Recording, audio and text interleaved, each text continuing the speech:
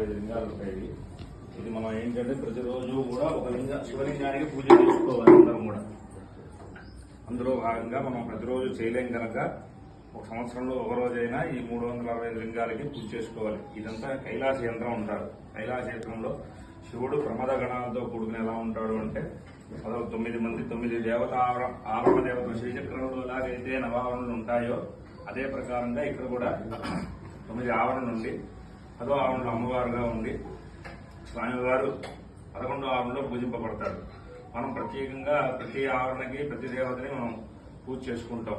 ఒక మొదటి ఆవరణ దేవత ఎవరంటే ఇంద్రుడు. ఇంద్రాది అష్టదిక్పాలకులు అంటారు.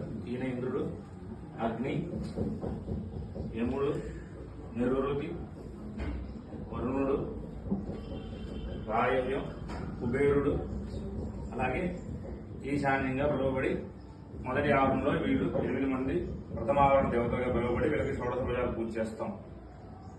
అట్లాగే 2వ ఆవరణలో ఏంటంటే బ్రహ్మ విష్ణు మహేశ్వర స్వరూపంగా త్రిశూలేశ్వరులు అని పిలువబడతారు. వాళ్ళు కూడా 8 దిక్కులో ఉంటారు. తూర్పుగా ఈయన త్రిశూలేశ్వరుడు అంటే 3, అట్లాగే ఆగ్నేయంలో 3, దక్షిణంలో 3, నైరుతిలో 3, పశ్చిమంలో 3, వాయువ్యంలో 3, ఉత్తరంలో 3, ఈశాన్యంలో 3. ఈ 3 పిలువబడేవారు బ్రహ్మ విష్ణు మహేశ్వర స్వరూపంగా త్రిశూలేశ్వరుల వీళ్ళ నామధేయం. వీళ్ళు 8 మంది ఉంటారు. 2వ ఆవరణాక్షంలో వీరిని పూజ చేస్తాం. అలాగే కైలాస యంత్రానికి వీరంతా భటులు 108 మంది ఉంటారు. వీళ్ళందరూ తాండవేశ్వరుడు అంటారు వీళ్ళని. కైలాస యంత్రం చుట్టూ ఇలా ఉంటారు.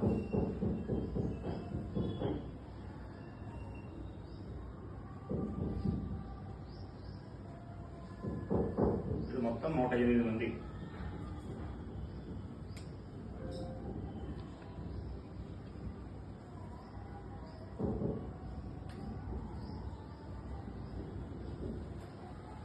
వీళ్ళని 3వ ఆవరణార్చనలో 108 మంది దేవతల్ని తాండవేశ్వరుడు పేరుతో దీనికి అర్చన చేస్తాం.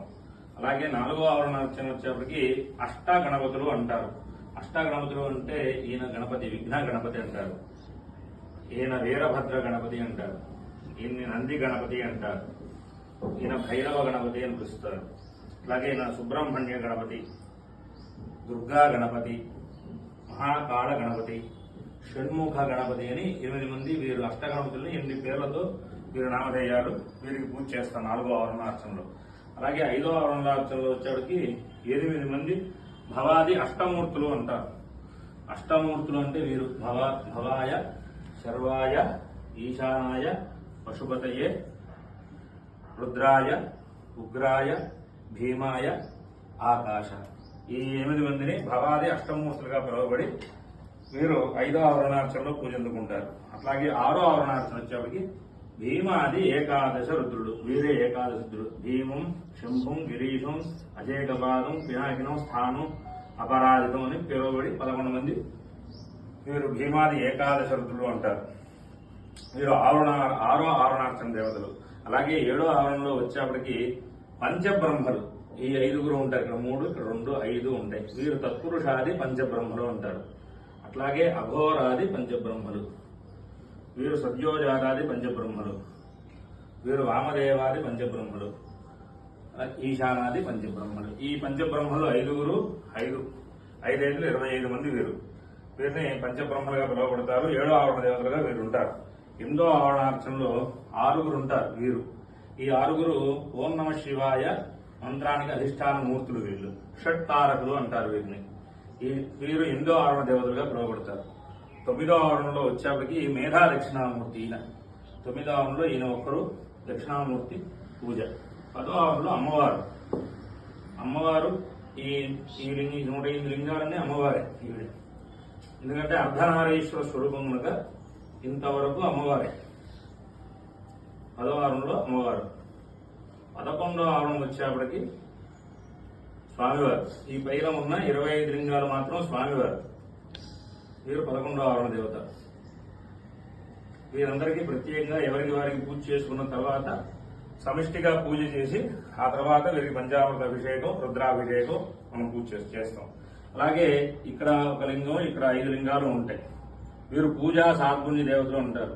శివ పూజ చేయగానే వెంటనే మనం ప్రసాదం తీసుకోకూడదు. వీరికి పూజ చేస్తే గానీ మనం ప్రసాదాన్ని స్వీకరించకూడదు. అందుకని ఈయన చండీశ్వరుడు. మన ప్రతిరోజు శివాలయంలోనూ వెనకాల పక్క ఉంటుంది కదా, అంతశ్చండి, బహిశ్చండి, వృషుడు, వృషభధ్వజుడు, చిత్రుడు, చిత్రగుప్తుడు.